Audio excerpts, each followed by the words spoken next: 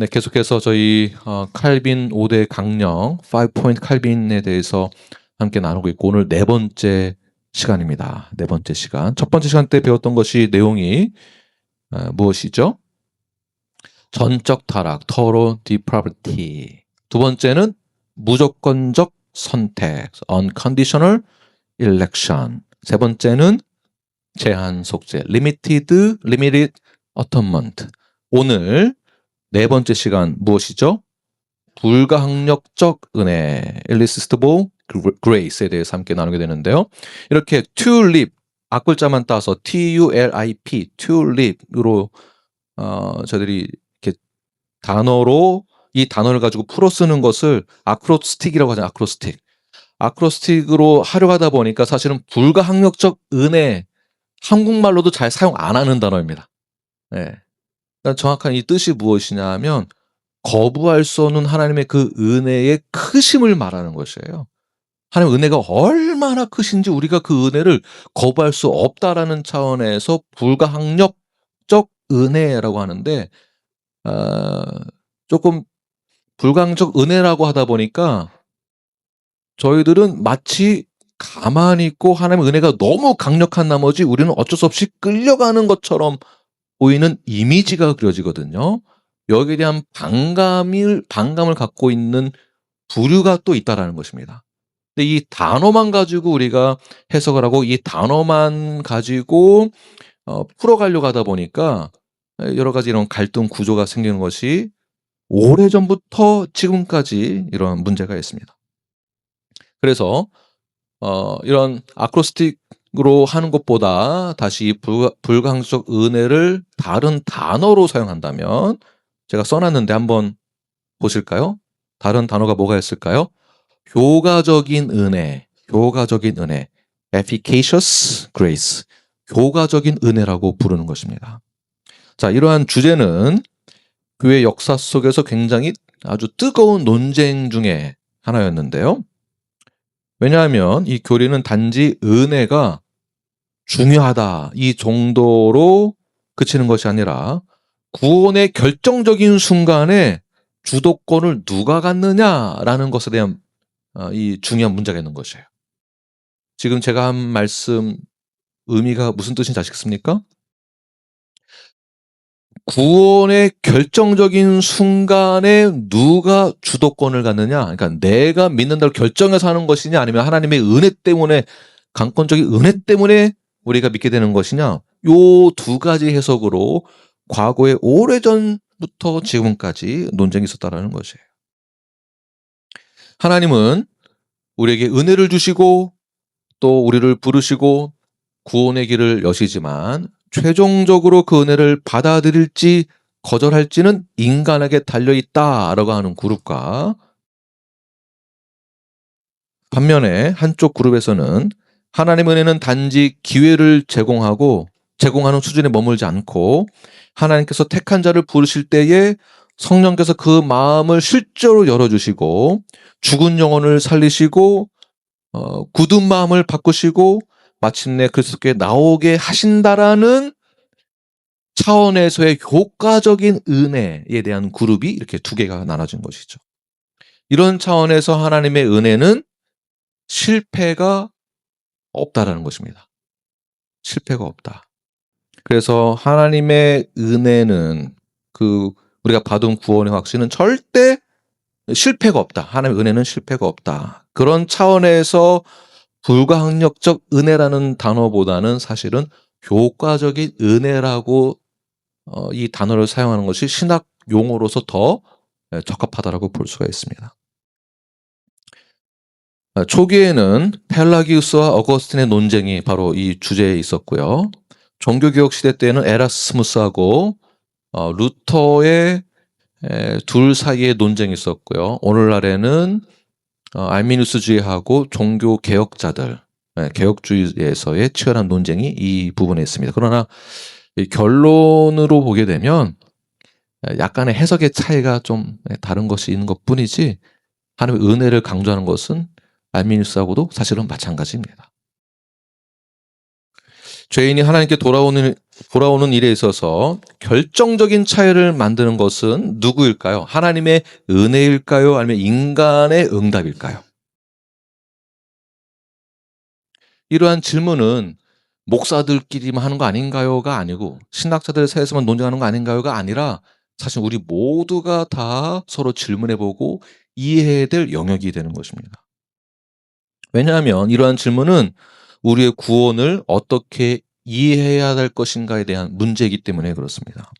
내가 예수를 믿게 된 그 이유가 하나님께서 내 안에서 먼저 역사하셨기 때문인지 아니면 내가 잘나서 구원을 받은 것인지 마지막 결정을 내가 한 건가 아니면 하나님의 은혜로 하신 건가에 대한 이러한 생각, 이런 구원에 대한 여정은 절대 가볍게 생각해야 될 문제가 아닙니다. 만일 하나님의 은혜가 사람의 마지막 허락을 기다리는 그런 은혜라고 한다면 구원의 마지막 열쇠는 결국 사람에게 주어지게 되죠. 그러나 성경에서 말하는 것은 성경에서 말하는 그런 은혜는 우리가 생각하는 그런 은혜가 아니라 성경에서 말하는 그 은혜가 주어지는 그 컨디션은 우리가 죄와 허물로 죽었기 때문에 내가 스스로 결정할 수 없다라는 차원에서의 은혜를 주신 것을 말하는 거예요. 죽은 자는 조금만 도와주면 좀 나아질 수 있을까요? 죽은 자는 죽은 거지 도와준다고 더 좋아질 일이 없습니다.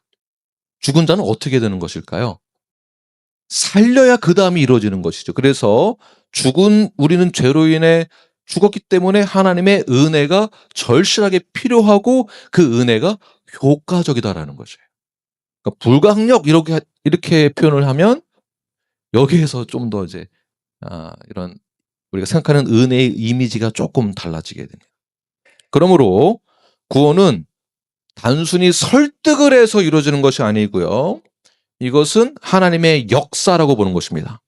역사는 그냥 역사가 아니라 생명의 역사, 죽은 자를 살리는 것이기 때문에. 그래서 죽은 자를 살리는 이 역사는 복음을 전할 때 그 하나님의 은혜가 입혀질 때에 우리가 꼬시거나 뭔가를 제안을 하거나 설득을 해서 얻을 수 있는 것이 아닌 거예요. 이러한 차원에서도 이것을 성령의 역사, 성령의 능력이라고도 볼 수 있는 것입니다. 여기까지 이해되십니까? 그래서 오늘 우리는 불가항력적 은혜라는 표현을 다룰 때에 조금 더 조심스럽게 의미적인 표현을 조금 뜻을 바꿔서 효과적인 은혜라고 여러분 생각을 하시면서 제가 앞으로 풀어나가는 오늘 본문을 통해서 풀어나가는 이 메시지를 잘 이해하시면서 따라오시기를 바랍니다. 하나님은 우리를 로봇처럼 밀어붙이시는 분은 아닙니다. 죽은 영혼을 살리시고 다친 마음을 열어주시고 굳은 심령을 부드럽게 하셔서 이전에 내가 원치 않았던 그리스도를, 그러니까 죽은 상태에서는 예수는 절대 원치 않죠. 이전에 원치 않았던 그리스도를 이제는 기쁨으로 내가 자발적으로 원하게 되는 것. 이것이 효과적인 은혜예요. 이 표현을 누가 했느냐 하면 개혁주의의 대표로 말할 수 있는 몇 년 전에 돌아가셨지만 R.C. 스프라우 목사님께서 말씀하신 거예요. 개혁주의의 대표적인 분이세요. 이것이 개혁주의가 주장하는 내용입니다. 이렇게 반응하는 것이 꼭 나쁜 게 아닌 거예요. 우리는 하나님의 은혜를 얼마든지 과거에는 거역하려고 했었지만 그렇잖아요. 전적 타락인 상태에서는 하나님을 거부했습니다. 그런데 억지로 너 선택했으니까 일로 와. 이런 차원으로서의 선택과 불가항력적 은혜라는 표현이 아닌 거예요. 이런 부분들을 개혁주의에서 굉장히 조심스럽게 접근하고 있습니다. 그래서 효과적인 은혜라고 하는 것이 더 맞는 표현이에요. 그런데 왜 잘못 해석을 계속하게 되냐 하면 불가항력적 은혜라고 해버리니까 이 단어 때문에 하나님의 은혜를 더욱더 상태를 크게 만들어서 이거 좋은 거긴 하지만 반대로 이 은혜를 받아들이는 우리 선택받은 자들은 아무 힘없이 끌려가는 것처럼 보이게 되거든요. 그러나 개혁주의의 입장은 사실 그것이 아니다라는 것입니다. 하나님께서 구원하시기로 작정하셨을 때부터, 창세 전부터 선택했을 때 성령의 역사에 의하여서 그 은혜는 인간의 완고한 마음을 뚫어버리는 거예요. 그러한 자가 빛 가운데 나아가게 되는 것입니다. 마음을 변화시켜 주시고, 언제? 선택받고, 그 다음 단계가 무엇이죠? 네? 중생하게 되잖아요. 선택받은 자 중생을 받습니다. 중생 전이 단계가 있어요. 내적 변화. 내적 변화. 중생 전에 내적 변화를 일으켜 주시고, 내적 변화를 일으키게 돼서 중생했습니다. 중생이 무슨 뜻이죠? 불교에서 말하는 중생들아, 그 중생이 아니에요. 다시 새로 태어난 regeneration, born again 된 자. born again은 중생한 자가 비로소 하나님의 선택과 부르심에 의하여서 예수 그리스도의 보혈과 하나님의 은총과 은혜에 대한 것을 바라보게 되는 거지. 그때 선택받은 자들이 하나님이 원하시는 그 자리로 자발적으로 가게 된다는 것입니다. 그래서 이것을 우리는 효과적인 은혜라고 하고, 이런 효과적인 은혜는 결코 나의 능력과 내가 우수하다는 것과 내가 능력있다는 것이 절대 포함되어 있지 않습니다. 왜 그럴까요? 이미 나는 죄와 허물로 죽은 자였었기 때문에 내 의지는 하나도 들지 않습니다. 그래서 우리가 받은 구원은, 우리가 받은 은혜는 내 자랑이 될 수 없는 것이고요. 오히려 감사가 되는 것입니다. 내가 받은 그 은혜에 대해서 교만하지 마십시오. 결코 내가 잘나서 받은 은혜와 구원이 아닙니다. 절대 아닙니다. 오히려 내가 받은 그 은혜와 구원에 대해 감사와 기쁨으로 하나님께 경배하는 겸손한 자가 진짜 구원받은 자입니다. 그러므로 우리는 오늘 이 불가항력적 이 은혜에 대해서 이 질문 앞에 우리가 해야 할 것들이 있습니다. 하나님의 은혜는 단지 가능성만 열어주시는 것인가?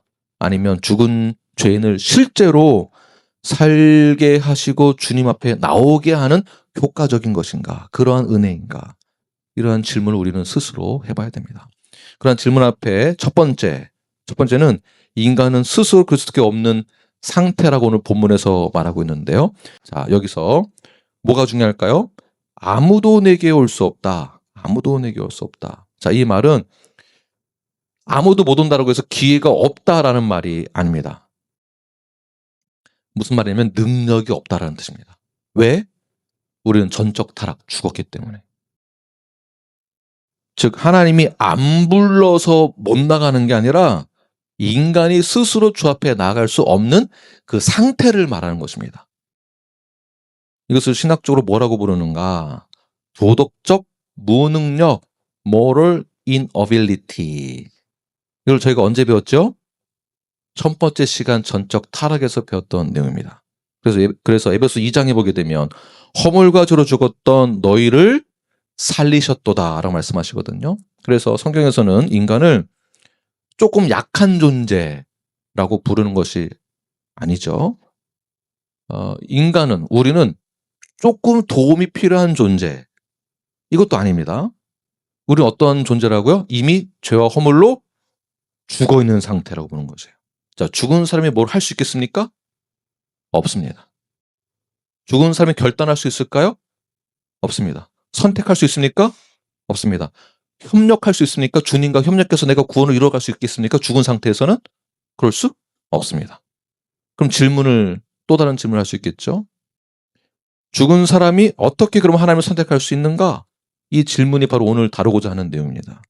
불가항력적 은혜, 곧 이 효과적인 은혜의 출발점이 바로 이러한 부분입니다. 많은 사람들이 이렇게 말하거든요. 하나님은 다 정해놓으셨고 이제 사람은 믿기만 하면 된다. 당신 믿기로 결정하면은 그때 성령이 역사하신다. 믿기만 해라. 우리가 요렇게 전도 많이 합니다. 일단 믿어보라고. 전도할 때 이런 표현을 많이 하죠. 일단 믿으면 성령 역사하셔서 믿게 될 거다. 언젠간 믿게 될 거다. 이러한 표현은 오늘 본문의 내용과 전혀 맞지 않는 내용이죠. 자, 이런 표현에 당신 믿기만 하면 된다라는 표현에는 어떤 뜻이, 어떤 의미가 숨겨져 있느냐 하면 사람에게는 여전히 선택할 수 있는 능력이 남아있다라고 하는 전제가 이 말에 숨어 있는 거예요. 그렇죠. 당신이 믿기로 결단하면 언젠가는 성령의 역사로 완전히 믿게 될 것이다. 믿는다고 말만 해라. 그러면 된다.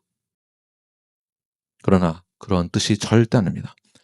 하나님 말씀하셨을 때에 오늘 주님께서 말씀하시는 오늘 본문의 내용 보게 되면 나를 보내신 아버지께서 이끌지 아니하시면 그다음 뭐라고요? 아무도 내게 올 수 없다. 신학적으로 갈 것도 없습니다. 오늘 본문의 엑스포지토리 프리칭으로만 하면은 이 문제가 다 해결됩니다. 나를 보내신 아버지께서 이끌지 아니하시면 어떻다고요? 아무도 갈 수 없다. 아무도 없다. 자, 이 말은 단순히 사람들이 하나님을 거부한다 이 정도의 수준이 아니라 하나님께 나아갈 수 있는 능력 자체가 아예 없다라는 선언이에요. 그러니까 우리는 그런 능력이 아예 없는 상태에 죽은 상태에 있다는 것입니다. 문제는 사람이 하나님을 덜 좋아하는 것이 아니고요. 사람이 하나님을 원하지 않는 존재라는 것이 가장 큰 포인트예요. 우리는 그러니까 죄인은 하나님을 원하지 않는 상태. 이것이 영적 무능력 상태, 도덕적 무능력 상태. 죄인의 상태이기 때문에 우리는 하나님을 선택할 수 없는 상태입니다. 그래서 오늘 본문 6장 40 본문 아니죠. 본문 6장 41절 보게 되면 6장 41부터 42절까지 함께 읽겠습니다. 시작. 자기가 하늘에서 내려온 떡이라 하심으로 유대인들이 예수에 대하여 수군거려 이르되 이는 요셉의 아들 예수가 아니냐 그 부모를 우리가 아는데 자기가 지금 어찌하여 하늘에서 내려왔다 하느냐. 보시면 오늘 본문에서도 그들은 예수님을 이해를 못하는 정도의 수준이 아니라 아예 받아들이지 않습니다. 아예 거부하는 자들은 선택을 아예 못 받은 거고 벌써 반응을 그렇게 하고 있는 거예요. 오히려 불평하고 거부하고 무시하고 조롱합니다. 의심하고. 그런 표현들이 나오죠. 어떻게 자기가 하늘에서 내려온 떡이라고 하느냐? 가만 보니까 내가 알고 있는 그 요셉의 아들 그 예수 그거 아니야? 지금 그 얘기하는 거예요. 너가 어떻게 스스로 신이라고 말할 수 있냐? 하나님을 말할 수 있느냐? 이 내용입니다. 그래서 인간의 자연스러운 이 상태는 하나님을 거부하는 상태. 전적 타락인 상태. 근데 하나님의 말씀을 들으면 감동하기보다는 거부하는 상태. 전적 타락으로 봤을 때. 복음을 들으면 기쁨보다 거부하는 상태. 예수를 보면은 사모하기보다 불편하는 상태. 이것이 타락한 인간의 모습입니다. 그래서 예수님이 오늘 본문 43절에서 이렇게 말씀하십니다. 43절. 시작. 예수께서 대답하여 이르시되 너희는 서로 수군거리지 말아라. 네. 그거 가지고 이렇게 너희는 아예 말할 자격도 없어. 그 이해도 못해. 네. 자격도 없어. 셀폰이 울려서도 안 돼. 네, 그런 뜻이에요. 그래서 44절 보게 되면 그 이후로 예수님이 또 선언하신 것이 있습니다. 44 시작. 나를 보내신 아버지께서 이끌지 아니하시면 아무도 내게 올 수 없으니 오는 그를 내가 마지막 날에 다시 살리리라. 네. 너희들 수군거리지 말아라. 어차피 너희들은 무능력 상태다. 영적, 도덕적 무능력 상태. 인간의 상태에 대해서 하나님이 진단하신 거야. 너희는 스스로 구원에 이룰 수 없다. 사람은 스스로 절대 자신을 구원의 길로 이룰 수 없다. 오지 못한다가 아니라 아예 안 된다는 것입니다. 아예 안 된다. 그러므로 구원은 무엇인가? 사람이 조금 노력해서 될 수 있는 것이 아닙니다. 조금 설득해서 되는 문제가 아닌 거예요. 조금 더 감동을 좀 더 주면 될 문제가 아닌 거예요. 죽은 자에게 필요한 것이 무엇입니까? 설명이 필요할까요? 설득이 필요할까요?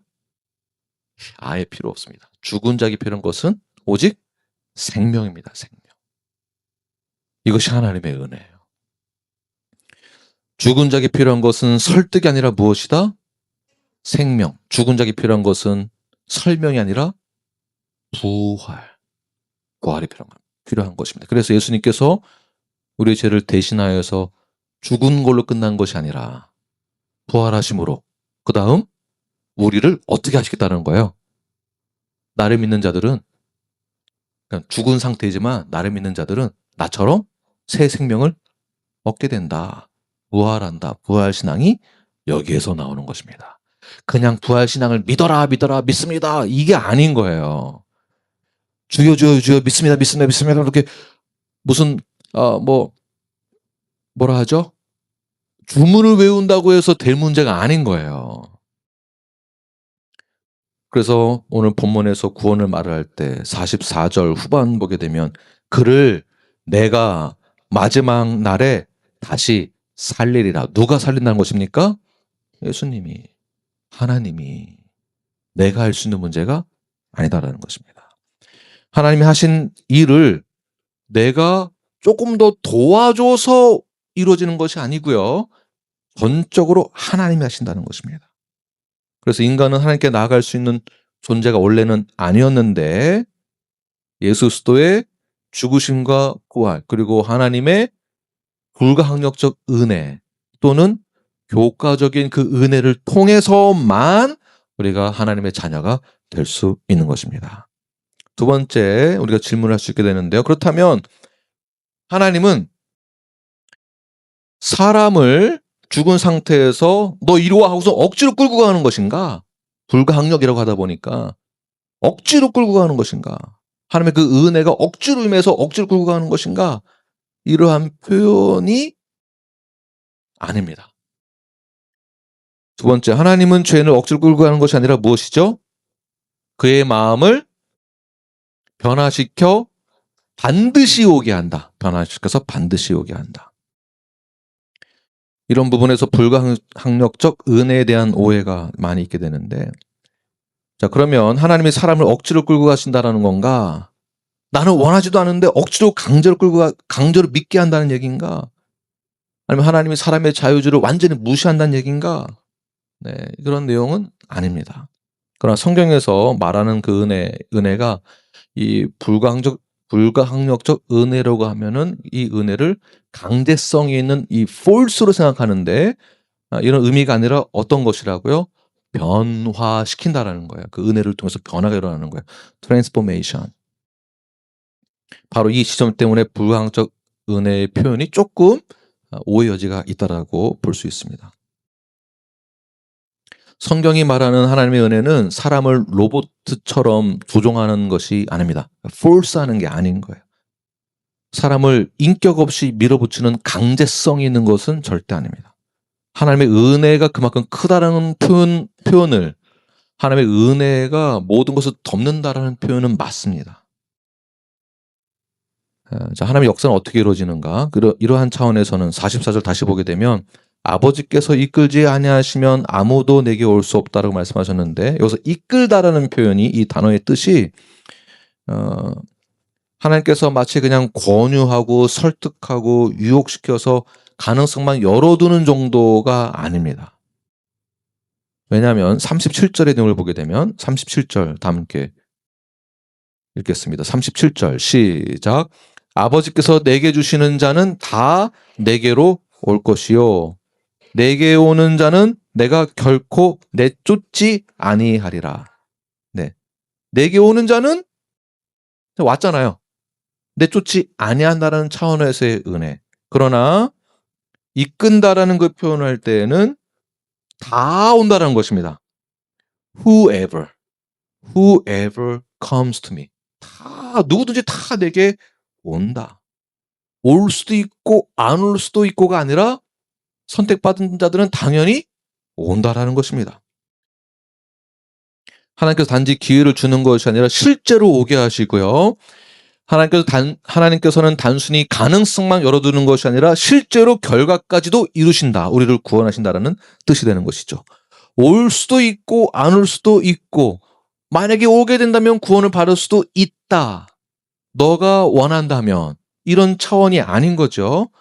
선택받으면 반드시 오게 되어 있고 그 온 자는 반드시 구원을 하나님이 이루어 주신다라는 차원에서의 불가항력적 은혜가 되는 것입니다. 억지로 끌려가는 것도 아닙니다. 왜냐하면 하나님은 사람의 발만 움직이게 하는 것이 아닙니다. 이해되십니까? 저희가 아이들 키우다 보면 우리 아들아, 아빠가 나이스하게 얘기하지? 지금 공부해라. 지금 발 닦아라. 손 닦아라. 밥 먹어라. 그러면 애들이 어떻게 반응하죠? 네? 뭐, 다 그런 건 아니겠지만, 특히 저희 집 아이들은 절대 그러지 않습니다. 얼굴로 표현을 다 합니다. 그러나. 순종은 너무 잘합니다. 네, 하고선 발 닦습니다. 닦긴 닦습니다. 그런데 벌써 이 마음의 자세는 어떨까요? 네. 저희 애들은 절대 그렇지 않습니다. 그러니까 우리가 하나님의 은혜 앞에 거부할 수 없는 그 은혜 앞에 나아갈 때 어쩔 수 없이 발만 끌려가는 정도의 수준이 아니라 우리의 마음과 생각과 감정과 모든 것이 하나님 향한 seeking이 있는 거예요. 이게 그냥 억지로 끌고 가는 개념의 불가항적 은혜가 아니다라는 것입니다. 그러니까 force가 아니라 뭐라고요? transformation이 되는 거예요. 우리의 다친 마음과 죽은 영혼, 우리 죽은 상태를 생명으로 부르셔서 살리시고 중생시킨 다음에 그다음 우리의 마음을 이때 변화시켜 주신 것이죠. 그래서 믿음으로 나아갈 수 있게끔 만들어 주는 건데 여기에는 나의 의지가 나의 그 능력이 들어있다? 아니라 하나님이 우리의 마음을 변화시켜서 내가 반응하게 되는 것입니다. 사도행전 16장의 내용을 보게 되면 루디아에게 복음을 전한 바울이 복음을 전했을 때 루디아가 반응을 하는데 사도행전 16장 14절 시작. 두아디라시에 있는 자색옥감 장사로서 하나님을 섬기는 루디아라 하는 한 여자가 말을 듣고 있을 때 주께서 그 마음을 열어 바울의 마음을 따르게 하신지라. 죽은 상태에 있을 때는 내가 하나님을 선택할 수 있을까요? 없을까요? 없습니다. 왜냐하면 완벽한 죄인이니까. 그런데 그 마음을 누가 열어주십니까? 내가 연 거예요? 하나님이 열게 해주신 거예요. 주께서 열게 해주신 거예요. 성령님이 열어주신 거예요. 그래서 그때부터 반응하게 되는 것입니다. 믿기로 결단하게 되는 것이고. 이 논리적인 순서를 이해를 조금 잘 하셔야 됩니다. 그러니까 내가 믿기로 결정해서 한 건가 아니면은 하나님의 은혜에 의해서 내가 믿게 된 건가. 이게 별거 차이가 아닌 것 같은데 이 해석의 차이와 이해하는 차이에 따라서 이게 완전히 이제 나눠지는 거죠. 루디아가 자기 힘으로 마음의 문을 연 것일까요? 아니면 주께서 그 마음을 열어주셨습니까? 주께서. 자, 이것이 바로 하나님의 은혜가 역사하는 방법이 되는 것입니다. 하나님은 굳은 마음을 열게 하시고 차가운 마음을 녹게 하시고 불같은 마음을 어떻게 하실까요? 부드럽게 하시는 거예요. 누가 하는 건가요? 하나님이 하시는 거예요. 하나님. 그래서 이전에는 예수님 원치 않던 사람이 하나님께서 이미 창세전부터 선택하셨던 그가 말씀을 통해서 복음을 통해서 그 마음의 문이 열리기 시작합니다. 주님을 찾게 됩니다. 자기가 원해서가 아니라 성령님이 하나님이 예수님이 그의 마음을 트랜스포메이션 해주신 거예요. 내가 한 게 아니라. 이전에는 복음이 부담스러웠었는데 이제는 그 복음 앞에 더 가까이 가려고 하고 하나님을 갈망하는 그 갈망과 열망이 하나님을 향한 그 시킹이 더 높아지고 커지고 깊어지고 하나님과 함께 거하고자 하는 그 마음, abiding이 더 깊어지고 넓어지고 높아지고 점점 커져가는 것입니다. 그러한 자가 선택받았다라고 보는 거예요.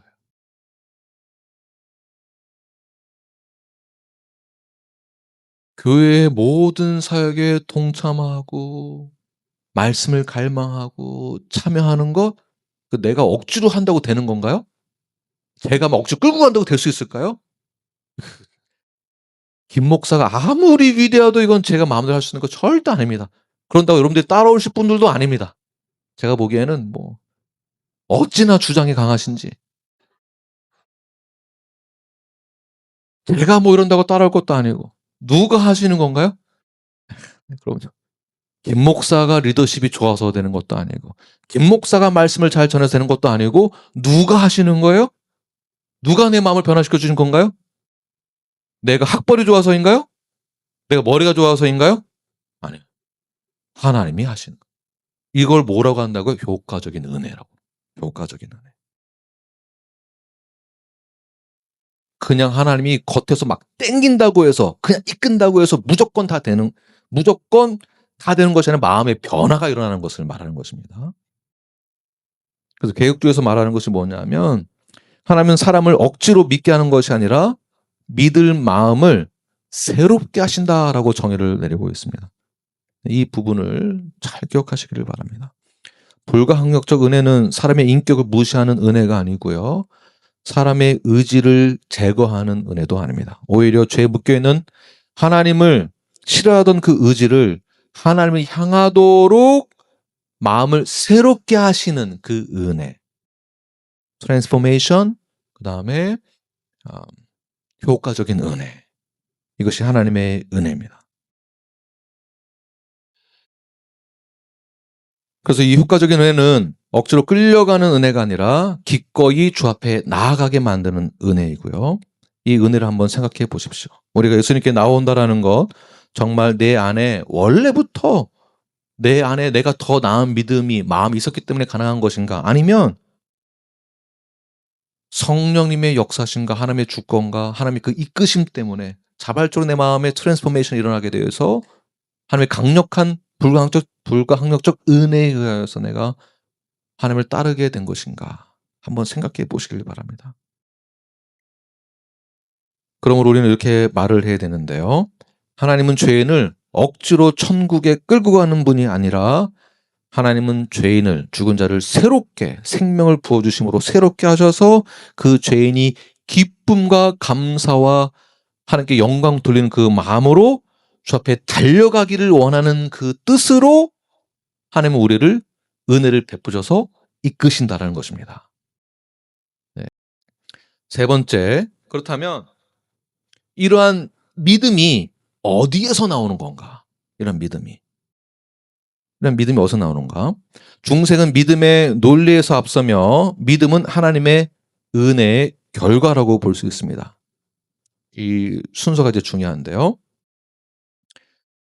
하나님께서는 사람의 마음의 문을 여시고요, 그 다음에 죽은 영혼을 살리셨습니다. 굳은 마음을 부드럽게 하셔서 그리스도께 나오게 하십니다. 그렇다면 이 믿음은 어디에서 나오는 건가? 사람의 결단입니까? 아니면 하나님의 역사라고 보겠습니까? 하나님의 역사입니다. 사람이 먼저 믿으면 그 다음에 거듭난다. OX. 자, O 이쪽에 앉으시기 바랍니다. O는 이쪽에 앉으시고 X는 이쪽으로.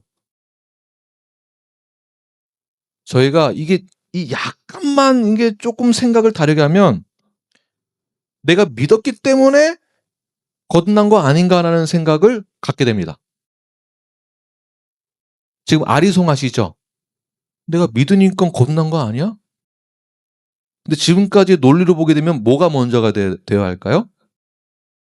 하나님이 나를 거듭나게 했기 때문에 그 다음 내가 믿음 앞에 나아갈 수 있는 것이지, 하나님이 나를 거듭나게 해주지 않으시면 내가 어떤 하나님 앞에 나아갈 수 있는 결정을 내가 할 수 없는 존재라는 거예요. 왜냐하면 내가 새 생명이 없는 상태잖아요. 죄인인 상태에서 뭐를 어떻게 하나님이 결정할 수 있겠습니까? 내가 잘 믿었기 때문에 내가 거듭났다. 이것이 아니다. 요한복음 3장 3절 말씀 시작. 예수께서 대답하여 이르시되 진실로 진실로 내게 이르노니 사람이 거듭나지 아니하면 하나님의 나라를 볼 수 없느니라.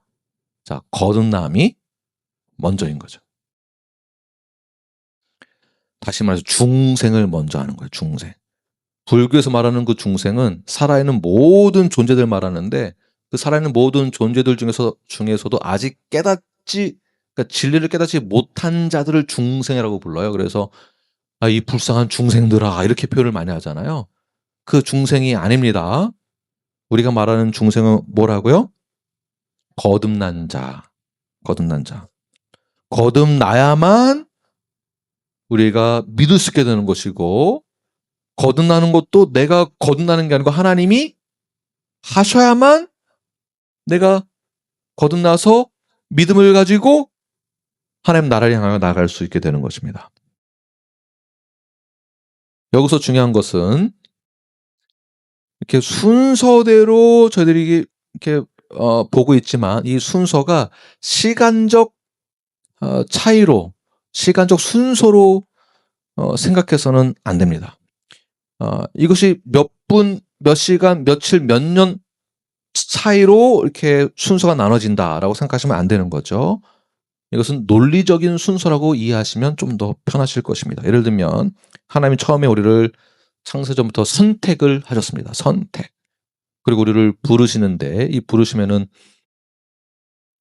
두 가지 부르심이 있는데 어쨌든 이 부르시면은 아주 효과적인 부르심, 내적 부르심이 있습니다. 이 부르심 가운데에 먼저 부르시는 거예요. 부르시면서 중생한 자가 믿게 되는 거예요. 근데 이게 논리적 순서이지 이게 시간을 두고 하는 게 아닙니다. 동시에 한 번에 딱 이루어지는 거죠. 중생하고 난 다음에 그 다음에 믿음이 들어가는데 그 믿음이 들어갈 때 회개하고 난 다음에 칭의 사건이 들어가는 것입니다. 내가 회개하고 중생되는 게 아니에요. 회개도 누가 회개할 수 있는 겁니까? 야, 너 이리 와봐. 너 죄인이야? 너 죄인이야? 빨리 회개해. 이런다고 예수님 안 믿는 세상 사람들이 나 죄인이구나. 회개하지 이렇게 될까요? 막 너 죄인 한다고 될까요? 스스로 절대 그렇게 생각 안 합니다. 정말 선택받은 자들은 말씀 복음이 들어오는 순간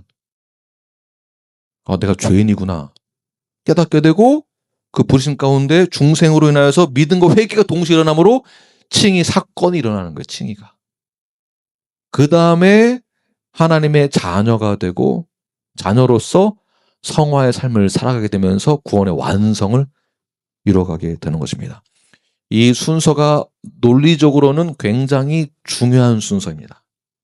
그래야 성경의 해석이 이 논리에 이렇게 맞게 됩니다. 그렇다고 해서 꼭 이 순서가 정답이다라고 보기보다는 이러한 원리로 우리가 구원을 받는다고 볼 수 있는 것입니다. 이 순서가 성경이다 이렇게 보시면 안 됩니다. 칭의가 먼저 있고 믿음이 따라오는 게 아닙니다. 이것도 헷갈리죠. 끄니까. 믿음이 먼저 있고 그다음 칭의가 오고 중생이 있어야 믿음이 오고 참된 믿음을 갖기 위해서는 하나님의 역사가 먼저 일어나야 되는데 그 역사가 뭐냐? 그것이 리제너레이션이야. 중생. 죽은 사람에게는 전적 타락하는 사람에게는 믿음이 절대 나올 수 없습니다. 그 상태에서는. 죽은 사람은 절대 반응할 수 없습니다. 죽은 사람은 선택할 수 없습니다. 죽은 사람은 하나님께 나아갈 수 있는 그 마음이 전혀 없습니다. 그래서 하나님이 먼저 그를 살려야만 그 마음이 생긴다라는 거예요. 그 마음이 바뀐다라는 것이에요. 하나님께서 새 생명을 주셔야만 그 믿음이 생기는 것입니다. 그때 비로소 에베소 2장의 말씀이 풀어지게 되는데 2장 8절 말씀 함께 읽겠습니다. 시작. 너희는 그 은혜에 의하여 믿음으로 말미암아 구원을 받았으니 이것은 너희에게서 난 것이 아니요 하나님의 선물이라. 중생의 결과로 나타나는 반응이 믿음이에요. 믿음조차도 나에게서 난 것이 아니고요. 이 믿음조차도 누구에게서 나왔다? 하나님의 선물이다. 그러니까 믿음도 하나님의 선물이다. 믿음은 인간이 만들어낸 결단이 아닙니다. 하나님께서 중생을 시켰기 때문에 우리 안에서 일어나는 반응이 믿음이에요.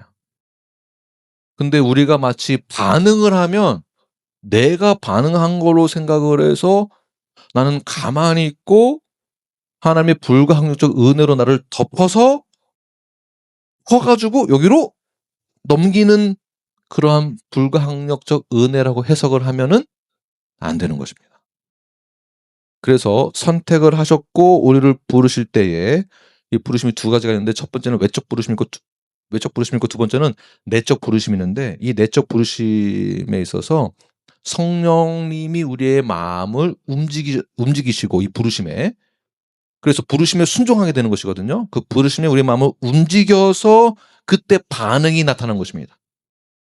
이 반응이 로마서 8장 30절에서 얘기를 하고 있는데 미리 정하신 그들을 또한 부르시고 미리 정하신 그러니까 선택 창세전에 우리를 먼저 선택하셨고 그 다음에 뭐라고요? 그들을 또한 부르신다. 콜링 부르신다. 여기에 내적 부르심이 있다는 것입니다. 그 다음이 순서가 뭐죠? 선택 그 다음에 부르심 그 다음에 중생이잖아요. 지금 잘 따라오고 계시죠? 이거 다 끝나면은 네, 시험 보겠습니다. 잘 이해하셨는지. 로마서 8장 3절 내용 보게 되면 미리 정하신 그들을 또한 부르시고 이때 여기서 반응이 나타나는 거예요. 아예 반응이 없는 게 아닙니다. 선택받은 자가 반응하게 되었다는 것입니다. 여기서 콜링이 있거든요. 그 다음에 중생하고 난 다음에 믿음으로 이제 반응하게 또 되는 것이죠. 자, 이러한 사역을 인간이 반응했다라고 해서 인간이 결정했다라고 해서 우리의 공로가 있다라고 보는 것이 아니에요. 이미 선택받은 자들은 그렇게 우리가 중생했기 때문에 반응하는 것이고 이것은 인간의 노력과 인간의 반응이 있다고 해서 인간의 노력과 인간의 능력이 포함되어 있는 것이 아니라 이것을 뭐라고 부른다? 하나님의 단일 사역이라고 부르는 것입니다. 단일 사역. 모노리즘. 다 배운 내용입니다. 모노리즘. 하나님의 단일 사역. 또는 다른 표현을 하나님의 주권이라고 볼 수 있습니다. 구원은 하나님이 50%, 인간이 50% 이렇게 해서 이루어진다가 아니라 하나님은 99%, 인간은 1% 이것도 아니고 하나님의 주권에 의한 단일 사역 100% 인간이 반응했다라고 해서 인간의 공로가 포함되어 있는 것은 절대 아니다. 왜냐하면 중생 시켜놨기 때문에 중생 전에는 뭐가 있죠? 부르심이 있기 때문에 하나님께서 여러분을 거듭나게 하실 때에도 여러분 스스로가 생명을 만들어내는 것이 아니고요. 그 생명은 하나님께서 우리에게 부어주신 것입니다. 우리가 그것을 믿는 거죠. 그것을 믿기 때문에 하나님의 선택을 믿는 것이고요. 그 선택에 우리가 반응하는 것입니다. 그래서 이 순서를 좀 더 쉽게 표현하면 하나님이 우리를 살리기로 계획을 하셨고 그때에 선택받은 자들은 마음의 변화가 일어나서 믿음으로 나오게 되고 그리스도께 나아가게 되는 것입니다. 이것이 성경이 말하고 있는 전체의 문맥이에요. 흐름. 이 성경 전체 컨텍스트가 이런 구조를 이루고 있습니다. 그러므로 우리는 이렇게 고백을 해야만 합니다. 내가 믿어서 구원을 받은 것이 아니라 하나님이 나를 살리셨기 때문에 내가 구원을 받은 것입니다. 내가 그것을 믿습니다. 이것이 하나님의 불가항력적 은혜인 것을 내가 믿습니다. 이것이 나에게 정말 하나님이 나를 향한 구원 계획이 효과적인 은혜임을, 실제로 나를 구원하셨음을 내가 믿습니다. 여기엔 나의 어떠한 공로도 없습니다. 전적인 하나님의 주권이시며 간일 사역임을, 모노리즘임을 내가 믿습니다. 이 고백이 되는 것입니다. 우리가 예수를 믿게 된 것은 내가 더 나아서 믿게 된 것도 아니고요. 내가 더 지혜로워서도 아닙니다. 처음 예수님 믿게 됐을 때 그러한 착각에 빠질 수 있습니다. 우리가 받은 은혜는 내가 나아서 받은 은혜가 절대 아닙니다. 나의 공로도 절대 없습니다. 내가 지혜로워서도 아닙니다. 내가 좀 더 결단력이 좋아서도 아닙니다.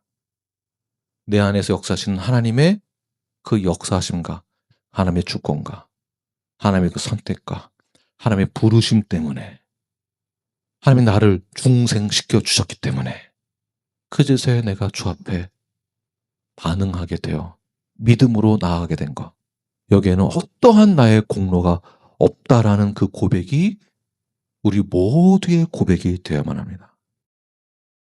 그렇게 은혜로 주 앞에 나아가는 자들은 하나님이 살리시는 그 은혜를 통하여서 그 은혜 가운데 우리는 절대 거절당할 수도 없고 그 은혜가 절대 실패로 끝날 수 없다라는 것입니다. 이것이 다음 주의 내용이에요. 이러한 차원에서도 이러한 은혜는 어떤 은혜다? 효과적인 은혜다. 효과적인 은혜. 이 은혜 가운데에 우리가 주 앞에 나아갈 때 오늘 본문 한 절만 더 읽겠습니다. 39절 시작. 나를 보내신 이의 뜻은 내게 주신 자 중에 내가 하나도 잃어버리지 아니하고 마지막 날에 다시 살리는 이것이니라. 이것이 효과적인 은혜, 불가항력적 은혜. 구원이 내 선택에 달려있다면, 지금 얘기 잘 들으세요. 구원이 내 선택에 달려있다면, 내 선택이라면 나는 언제든지 흔들릴 수 있습니다. 여기에 문제가 뭐냐 하면 이런 거예요. 복음을 선포하고 구원의 자료 초청을 할 때에 오늘 정말 다시 한번 회개하고 주 앞에 나오기 원하시는 분들 앞에 나오십시오. 초청을 하면 꼭 누가 나오냐면 장로교단에서는 장로님이 앞에 나오고 침례교단에서는 안수집사님 앞에 나오셔서 꼭 그때 다시 또 회개하고 다시 예수님 영접을 또 하세요. 여기서도 제가 다시 복음을 선포하고 예수님 믿기로 결단하신 분 일어나십시오. 나머지는 다 눈 감으시고 일어나십시오. 그러면은 쓱 일어나는 분이 계세요. 그거 왜 그럴까요? 내가 나를 보면 구원 받기도 하고 아닌 것 같기도 하고 왜 그럴까요? 내가 나를 보면 죄성이 아직 많이 남아있거든요. 그 구원의 결단을 누가 했다 구원의 마지막 결단을 누가 했다고 믿기 때문에 혼란이 일어날까요? 내가 나를 생각하니까 아닌 것 같죠. 그러니까 30%는 믿는 것 같고 70%는 아닌 것 같고 다음날 자고 나서 성경 읽으면은 오늘은 40% 성장했고 또 교회 가서 기도하고 뭐 했더니 내가 구원받을 확률은 내가 보니까 한 70%는 성장한 것 같고 30%는 아닌 것 같고 긴가민가 하는 거예요. 그러니까 복음 초청하면은 쓱 일어나는 거죠. 왜? 헷갈리니까. 내가 구원받으냐 아닌지. 구원의 결정은 누구에게 달려있습니까? 내가 아니라 하나님인데 내가 반응한 것은 내 공로가 절대 아닌 거예요. 하나님이 나의 마음을 트랜스포메이션 해주신 거예요. 언제? 중생할 때. 중생 전에는 언제? 부르심 앞에 콜링 때. 그 콜링이 이 콜링이 언제 일어났습니까? 미리 선택받았기 때문에. 그래서 믿는 자는 그 선택을 받았다고 보는 것입니다. 빌립보서 1장 6절 시작. 너희 안에서 착한 일을 시작하신 이가 그리스도 예수의 날까지 이루실 줄을 우리는 확신하노라. 이제 이 말씀이 이해가 되시죠? 내가 구원을 결정하면은 나는 언제든지 흔들립니다. 나의 구원은 효과적인 은혜를 통하여서 불가항력적 은혜를 통하여서 그 은혜는 완벽하게 이루어집니다. 우리는 그것을 확신하고 나아가는 거예요. 나아갈 때 때로는 흔들리기도 해요. 때로는 기분이 나빠서 죄의 습성이 나오기도 해요. 그렇다고 해서 내가 구원을 못 받은 것일까요? 아닌 거예요. 우리는 확신하는 거예요. 나는 이미 구원을 받은 거예요. 그러나 성화의 과정 가운데 우리는 완전한 구원에 이르지 아직 못한 죄의 습관이 남았기 때문에 때로는 뒤집어지기도 하고 넘어지기도 하고, 그러나 우리가 말씀 앞에 내가 구원의 확신을 가지고 나를 구원해 주신 하나님의 그 은혜에 감사하는 마음으로 말씀 가운데 깊이 나아가고 말씀을 듣고, 오늘 우리 한 형제님도 간증하시는데, 성경의 힘을 할 때에 과거에는 정말 잘 모르고 그냥 했는데 성경의 힘을 교회에서 같이 하자고 해서 하니까 또 하게 된다라는 거예요. 혼자 있으면 못 하는데 하면서 말씀을 읽고 주일 설교 내용과 맞아지고 하다 보니까 성경을 이해하는 것이 더 커지고, 그러면서 과거와는 다른 점점 성장하는 영적 성장이 일어난다라고 고백하는 형제님이 계십니다. 이 성화와 내가 구원을 이루고자 하는 것에 대한 문제점을 헷갈리시면 안 돼요.